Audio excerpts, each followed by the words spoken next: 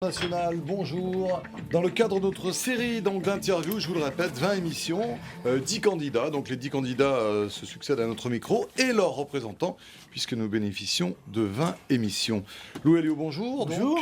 Donc, j'aimerais qu'on parle ensemble de ce changement de cap qu'on a noté dans le discours de Marine Le Pen. Alors au début, on était plutôt sur l'Europe, on parlait beaucoup de l'euro. Et puis, sans doute, après ce qui s'est passé du côté de Montauban et Toulouse, on vient de recentrer sur la sécurité mêlée à l'immigration dans le discours de Marine Le Pen. Vous comptez là-dessus pour relancer la campagne ? Écoutez, c'est un sujet qui n'était pas apparu tout au long de la campagne, alors que c'est un sujet réel qui, d'ailleurs, est entré dans l'actualité de la campagne électorale d'une manière dramatique. Donc il faut que nous parlions de sécurité, d'insécurité et aussi de contrôle des flux migratoires. Alors, quand Marine Le Pen dit hier combien de Mohamed Merah dans les avions, dans les bateaux, alors fait pas un petit peu trop, il y a eu un attentat en 15 ans en France ? Il y a eu un attentat, mais il y a eu 1 millier, je crois, de personnes depuis septembre 2011 qui ont été arrêtées. Il y a eu un certain nombre d'attentats déjoués. Et il y a une menace islamiste, j'allais dire permanente, qui est surveillée, évidemment, mais qui existe.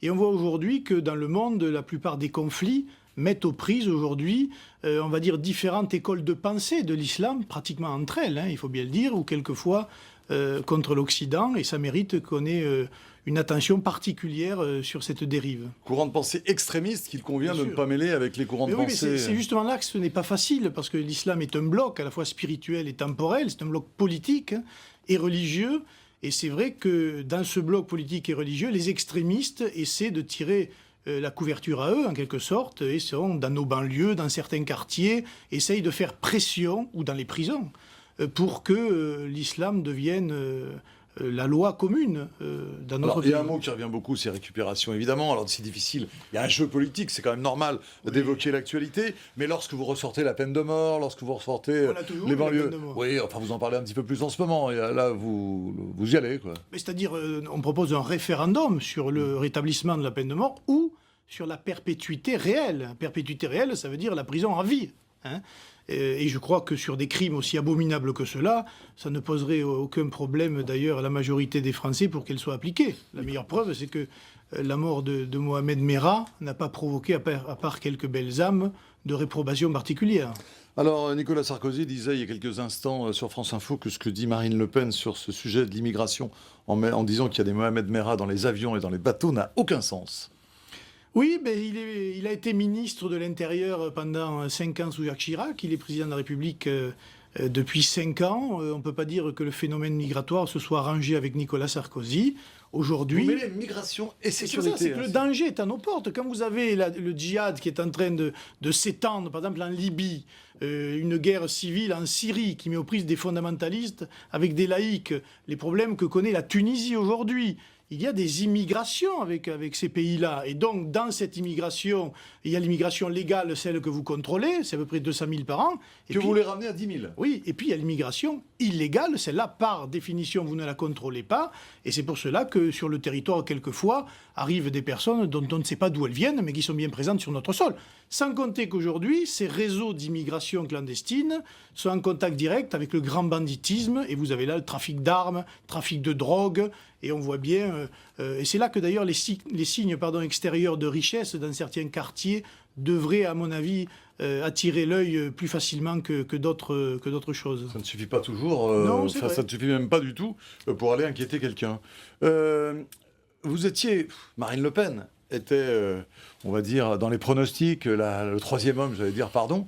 Et puis d'un seul coup, dans un sondage, ça devait être une déflagration dans vos réunions internes, vous avez vu Jean-Luc Mélenchon passer devant. Alors est-ce qu'il faut changer de cible ? J'ai vu que Marine Le Pen avait été très sévère avec Jean-Luc Mélenchon, qui lui rend bien d'ailleurs, puisqu'elle dit que vous êtes des malfaisants qu'il faut enlever du débat politique, je le cite.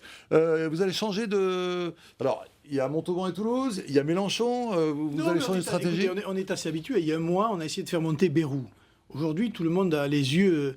Qu'est-ce que ça veut dire, on a essayé de faire monter On Bayrou ? voit bien, on a essayé de pousser Bayrou, tout le monde en parlait, Bayrou, le troisième homme. Bon, là, c'est Jean-Luc Mélenchon. Jean-Luc Mélenchon, on le connaît, il a été ministre socialiste, il a été député depuis 30 ans. Voilà, c'est un braillard. C'est la voiture balai de François Hollande. D'ailleurs, il appellera à voter François Hollande. Et c'est le vote inutile par nature. Il catalyse sur lui le mécontentement social de gauche. D'ailleurs, l'extrême gauche n'existe plus. Les Verts non plus. pour, au deuxième tour, porter et apporter des voix à M. Hollande. C'est typiquement le vote qui ne sert à rien aujourd'hui. Comment allez-vous justement essayer de cristalliser ce mécontentement, parce que c'est évidemment votre fonds de commerce, j'allais dire, et là vous avez Mélenchon qui vous déborde, par votre gauche. On n'a pas le même électorat, ce n'est pas vrai. Lui, il est en train de jouer, il a asséché. Les analystes disent qu'il y a beaucoup de points communs entre vos électorats, et que quand Mélenchon monte... non, je ne crois pas. Justement, sur les ouvriers, par exemple, lui, il est plutôt...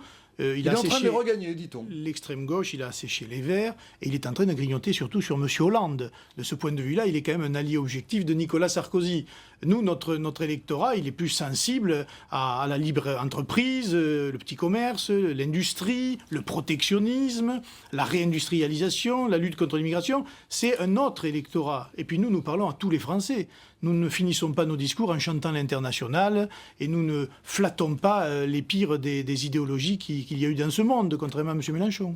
Alors, le questionnaire présidentiel, je vais respecter la tradition, je vous propose le petit questionnaire que je pose à tous mes invités.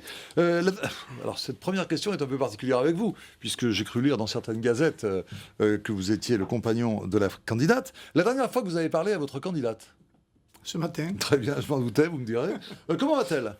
Ça va, très bien. Elle est partie dans le Nord pour aller faire une sortie d'usine. Quel est votre rôle avant la campagne et quel est votre rôle aujourd'hui pendant la campagne?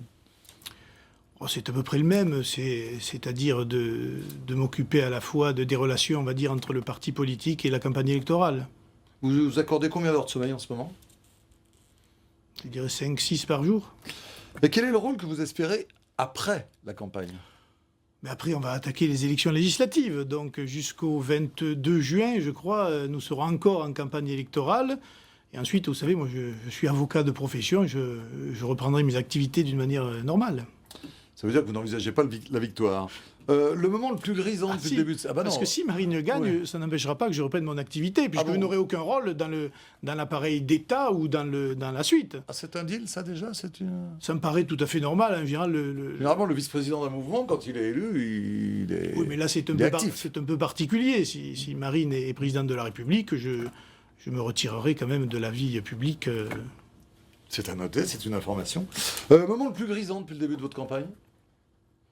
Le moment le plus grisant, les signatures, aller chercher les signatures de maire, qui est un moment très difficile et qui nous aura coûté beaucoup de temps et beaucoup d'argent. Le moment le plus dur depuis le début de la campagne? C'est la longueur de la campagne, puisque finalement nous sommes en campagne, nous, depuis 1 an et demi. Marine Le Pen a fait la campagne interne pour la présidence du Front National, et après la présidence, on a enchaîné sur la campagne présidentielle, donc c'est plutôt la longueur de cette campagne. Qu'est-ce qui vous impressionne chez votre candidate? Son courage. Qu'est-ce qui vous semble perfectible? Sa générosité. Il faut qu'elle soit moins généreuse? Non, je trouve que quelquefois elle est trop... Voilà. Elle est trop généreuse? Oui, d'âme. Sa générosité d'âme. De quel autre candidat vous sentez-vous le plus proche? D'aucun. De quel autre candidat vous sentez-vous le plus éloigné? M. Mélenchon. Je m'en doutais. Que pensez-vous de la tonalité générale de cette campagne? Je pense que c'est une campagne qui ressemble à aucune autre, qu'elle a débuté sur un ton bizarroïde. Il n'y a jamais eu, en fait, un affrontement d'idées, de programmes. Il y a toujours eu la petite phrase, le petit mot, le petit affrontement. Mais on n'est jamais rentré dans le vif du sujet. Et j'espère bien que dans les 30 derniers jours, on va le faire.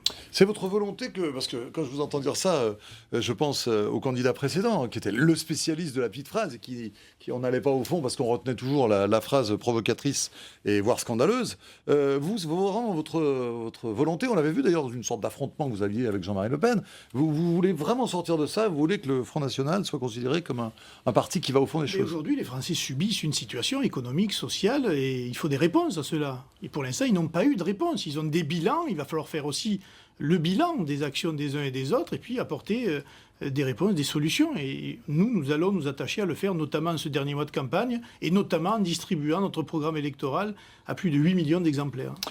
Quelle est la proposition que vous retiendriez d'un autre candidat? Vous avez entendu une proposition, tiens, ça c'est pas mal, on aurait pu la prendre à notre compte. Mais c'est-à-dire, j'ai entendu beaucoup de propositions qui étaient déjà nos propositions. Mais s'il n'y avait qu'une seule proposition, que je ne reprends pas à quelqu'un, mais que je mets en avant, c'est le référendum d'initiative populaire. Il est temps qu'en démocratie et sous la Ve République, le peuple puisse voter directement pour la politique qu'il souhaite.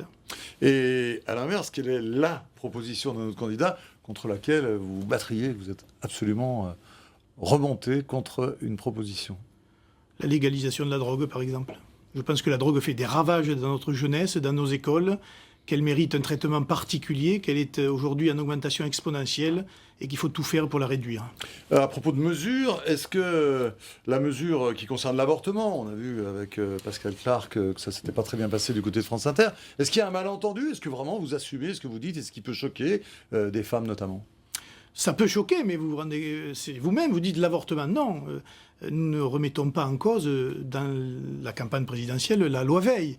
Nous avons remis en cause le remboursement d'un certain nombre d'avortements de récidive, en quelque sorte, c'est-à-dire qui remplacent la contraception. Et on pense qu'aujourd'hui, ce n'est pas... Vous voudriez limiter, c'est-à-dire qu'on a droit à non, une IVG? nous, on est plutôt pour la prévention, justement, tout faire pour éviter l'avortement, tout faire pour favoriser, dans la mesure du possible, la contraception et éviter, parce que l'État, c'est son devoir d'éviter l'avortement, qui est considéré comme un drame. Dans ces cas-là qu'il y a des phrases qui peuvent choquer, qui peuvent troubler les femmes, de dire l'IVG de confort, par exemple? Oui, mais ça, c'était une phrase que j'avais repris à un médecin qui, depuis, s'est rétracté, mais c'était sa phrase à lui. Donc effectivement, certaines femmes se sont senties blessées, mais je dois dire aussi que j'ai reçu des centaines, voire de milliers de messages qui, dans ce combat-là, me soutiennent. Dernière question, votre camp l'emporte le 6 mai. J'ai bien compris que vous l'envisagiez, bien que ce serait l'occasion pour vous de vous retirer de la vie publique. À qui irait votre première pensée? À moi, personnellement? Oui, vous gagnez le 6 mai, vous êtes sur un plateau de télé. À qui va votre première pensée? Ma première pensée serait pour Jean-Marie Le Pen, parce que c'est lui qui a commencé à nous mettre le pied à l'étrier et qui a commencé à faire exister notre mouvement politique. Et je pense qu'au moins il verrait le résultat de ce qu'il a semé.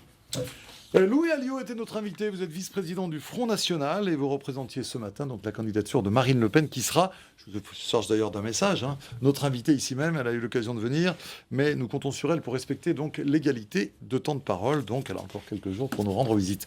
Bonne journée, merci de nous avoir